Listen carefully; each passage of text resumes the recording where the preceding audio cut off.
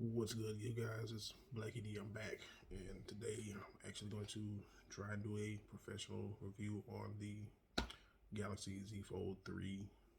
And I've been using this phone for almost a month now, I believe. It's been a month, and I think that this phone is the phone that would bring me back to Android. Of course, I'm not gonna go down the same rabbit hole like everybody else and give you the same reviews because everybody's saying the same stuff. If you watch it, then you know same whatever. I think in order to really do a good review, you need to use the product and give it some time. And I mean, this is a month, so from what I've seen so far, you know, I'm gonna talk about that. And then later on, I still have a lot of stuff to discover, and I'm going to try to bring that into the review as well. Maybe I don't know down the line if I do another one, but I haven't learned everything that there is to learn. But so far, I mean, after I used to be a like a big Android user prior to the Note 7 debacle, and we're not going to talk about that, but that made me switch from from Android and go to Apple. And Apple has some, because I'm not going to tear down anybody's phone and whatever, I'm not here to do that.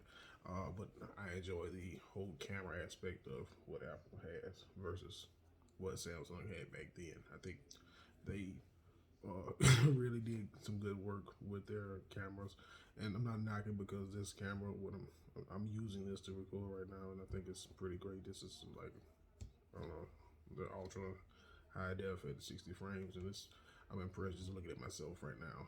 So you gotta bear with me here. So so anyway, moving on. So like I said, been on it a month. So I'll give it some pros and then I'll give you some cons. And I'm actually wrote a note card so I can try to make this thing right. So the pros I found, like one of the things when you use a phone and you say you want to review something or any product. With my phones, I typically listen to music or like comedy, watch videos like I'm doing when I'm watching YouTube. I pretty much do some mobile gaming. I'm not like a big mobile gamer, but I do gaming on my phone. I do take notes, use it for work. Also, that's something I need to. Well, that'll be because I don't work in an office, guy. I work in a warehouse, so it'll be something to talk about in here too. So right there. Anyway, moving on. So yeah, it's like one of the pros was the 120 hertz refresh rate, which was you can really see it on the phone coming from the iPhone 12 Pro Max and iPhone 11 Pro Max and iPhone X and all those other ones. You can see the difference in the refresh rates, but I mean, I think honestly, without it, because you can actually switch it back and forth on this phone too, just by putting it in power save mode. It's a big difference, but when you using the other versus the other, it's really it's just what you make of it. So, but I do like it in certain games, and I'll try to put some stuff in here, record some stuff, so you can see edit all that in there. Like some of the games you can see like the colors pop, they're amazing. I've been playing different ones and trying to play new stuff, and also play the older ones that I had prior to. You can definitely tell the difference. You'd be like, wow, it's amazing. Let's see. Especially whether it's in the phone mode, which I'm recording in, or the tablet mode when you open it up, it's amazing on both ends. And I'm like, man, I'm gonna try to get some footage and actually put it in here so you can see like the difference is great. So the refresh rate, especially in gaming or in anything, is great. So I enjoyed the next pro that I will talk about is I enjoyed having the ability to go from a phone to a tablet. I think that's pretty great.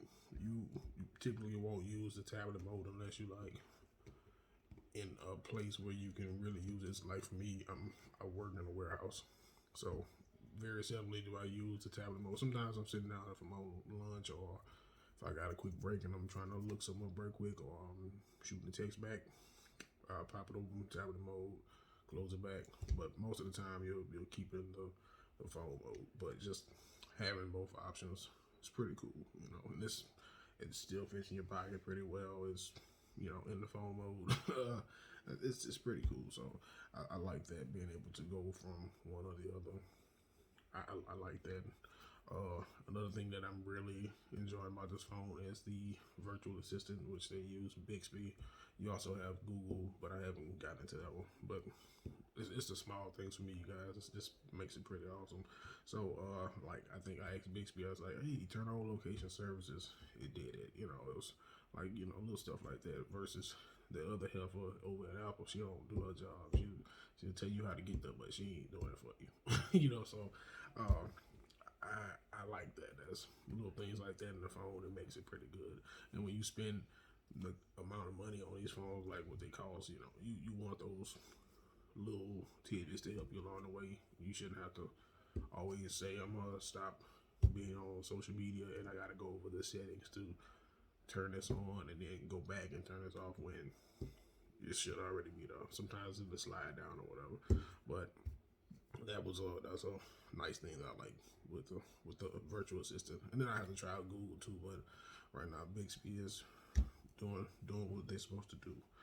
The labs, obviously, pretty good. I like being able to change ratios for the tablet or shrink it down or do whatever. It's pretty great. So I think everybody touched labs, but I think it's pretty good that they give you the ability to do that, because everybody hasn't developed apps for this kind of phone, but you can you have options to make it work for you. So, and I play with that all the time. So if it's a game I'm in and I want to shrink it down or want to make it larger on the screen, it's there. Last pro I'm gonna give you is the camera. Everybody, jumped on the camera, but like this 10 megapixel I'm recording off of right now, it's pretty great. The inside one is not so great. Obviously it's 4, but that's fine. On the back side, it's pretty great. It has 3 cameras. I mean, it's good. But when you open this phone up and you really get into the modes, it has like professional modes. It has, which I haven't ever seen on a mobile phone yet. This is my first time. You can record with it's like the selfie mode, but it's like more enhanced on the person itself. That's pretty good. I forgot the name of it, but you have like pro modes. You have like AR modes where you can be taking videos or pictures, and the phone will tell you about a certain object if you want to know what it is. And it's like I've never seen this. Never seen on Apple. I can say that much anyway. So not a tear down. I'm just saying, first time you see some stuff, and it's pretty great. So I really gonna get back into my videos and stuff like that, and I hope to be able to use that feature. I think the camera is pretty great. I will be honest, I would say Apple is like visually they're making it look good, but you have options, and if you know what you're doing here, you can do some stuff with the camera here. So I had to jump back on here because I left out 2 things. I'm suffering here because I have to look at this and not the screen. But the other 2 pros I was gonna bring up, because I don't want to forget. I forget stuff easily. The multi-screen mode, I was very impressed with that. Also, because being an Android user, having like the notes and stuff, knowing that you can open up multiple screens, I love that. So I could be watching YouTube and one of the friends hit me up and be like, we talking or whatever. I don't have to stop my video. I can still do like a little pop-up screen, or I can open up half a screen. Flex mode on this thing is pretty great. That's another pro, and I insert this into the video. And right now I'm using the camera. You can open up and do a selfie, but also I'm using the 12 megapixels on the back. And the mode I was talking about earlier is called portrait mode, but there's portrait picture mode, and then there's portrait video mode. And I never used portrait video before, but this is pretty nice. So it's blurry on the back side, but you see me. And so this phone, I think they're doing it right. I'm sure other phones are going to be doing it, probably will be doing it or doing it, whatever. But they're definitely doing it on this thing too. So right on back to the rest of the video. Now I'm going to switch over to the cons. And I don't have a lot. And I'm not trying to be biased here, but one thing that I didn't like, so far of using this is this feels like, because you spend a lot of money on this phone, and I mean this phone can range from $1,700 to roughly about $2,000. It doesn't have the greatest protection out, and one of my videos I think I was talking about, I did on because I have Instagram and all that great stuff. So what I did was the first time, because I got it, I didn't get it when it first came out, but I got it a few weeks afterwards, and I actually have the case that I bought the first one. I have two cases for the phone. I'm not satisfied with either one of them, but one is a little bit better than the other, and I'll show you that one too. So the first one, you have to be careful who you buy it from, and I don't know a salesperson, but I actually talked to them this week and they reached out to me. But first case I got was like this little 2-part deal, which I hate. The back part snaps on and it does what it's supposed to do. The front part snaps on, but the only thing about the front part was it's really flexible. And so what ended up happening is I had like these micro scratches around the front part of my phone, and luckily most of them are on the little screen protector part, because the phone comes with a front screen protector, and then the tablet part comes with a screen protector that you're not supposed to take off, but you can take this one off the front and put another one on.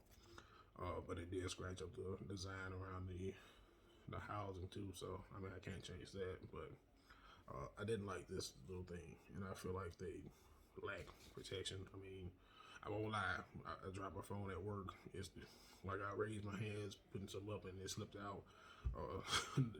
If it hit the concrete, I ain't gonna lie, but like this little thing, it hit, then it popped off. The phone didn't break, so I guess that's a thing. But what they advertise is these things are supposed to hit the ground and crack concrete, and I know better than that. I know that's not how that works, but I feel like you spend the kind of money you spend, you want something that's gonna actually add some sort of protection. So this thing is trash. Yeah.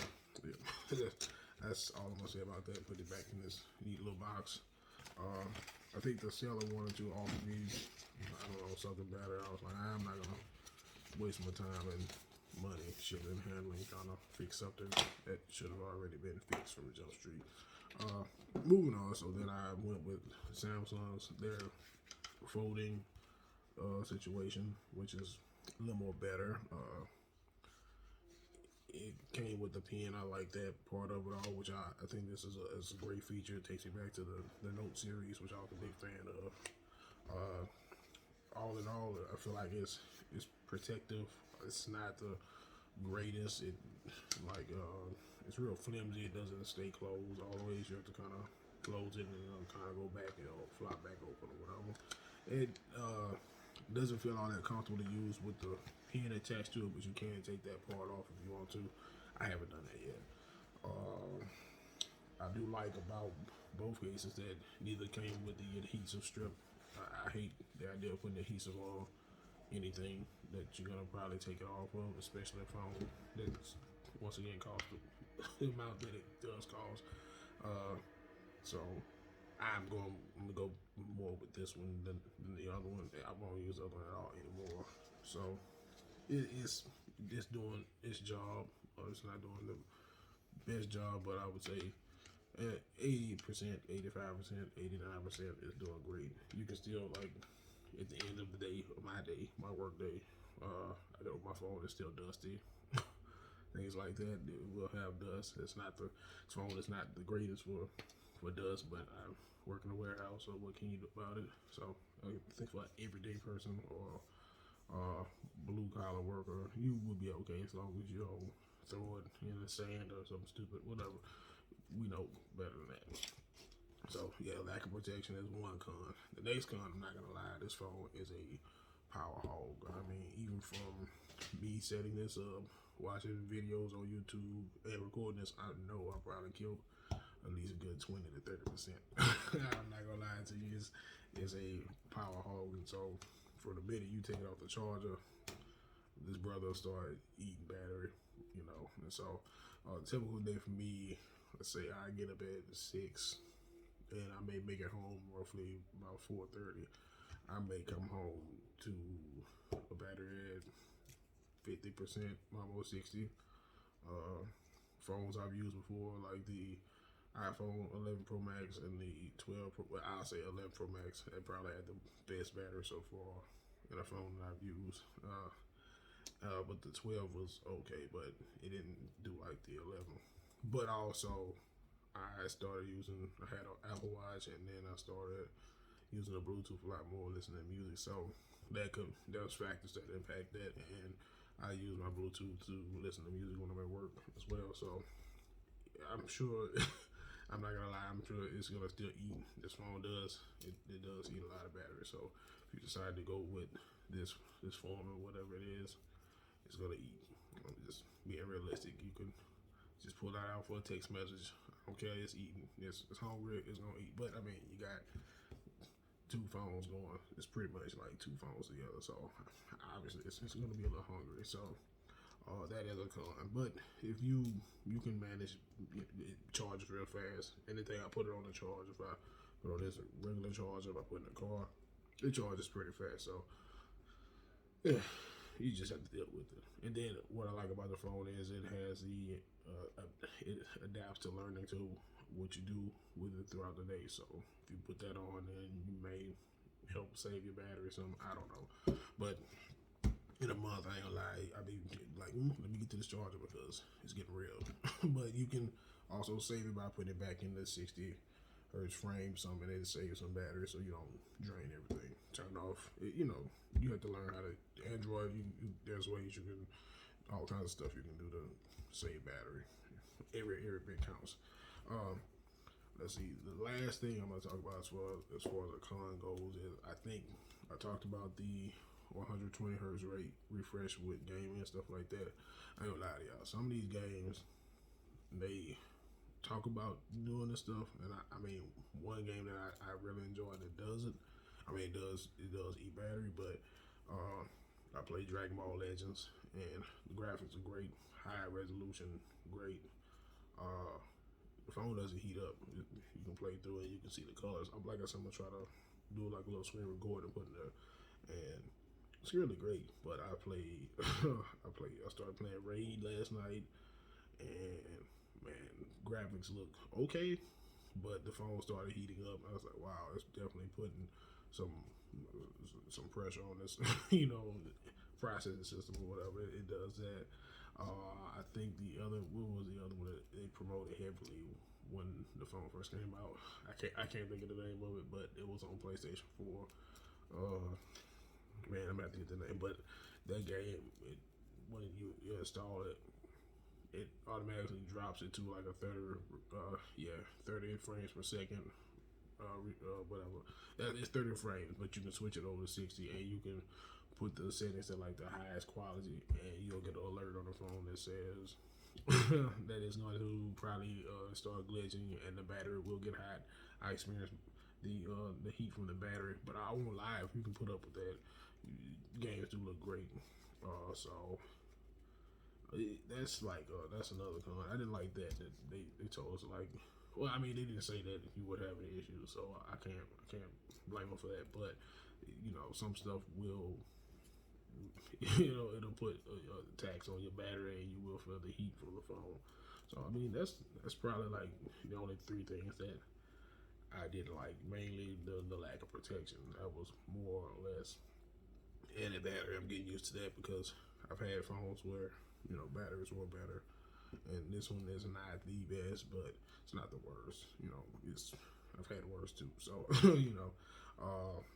the whole gaming situation, you can adjust settings. I mean, if you want to put up with the best quality and the best frames per second, then you just have to deal with the phone getting hot or battery draining real fast.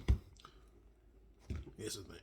So that's all I have. I mean, for right now, I still have a lot more to learn. I've been using my pen, and I feel like I have a lot more to learn with that. But that's all I have for you guys. So, if you're gonna review something, put yourself into it. That's what I did this whole month. I've been just into the phone, like, this does this. This is great. and I fall in love with it, and it's brought me back to SoundSong for sure. I don't know if they'll be able to keep me, but right now that's where I'm at right now. So that's all I got. Hopefully you enjoy this. If you have anything you want to say about it or whatever, leave it down in the comments. Thumbs up. So that's it. Holla at your boy. I'm out.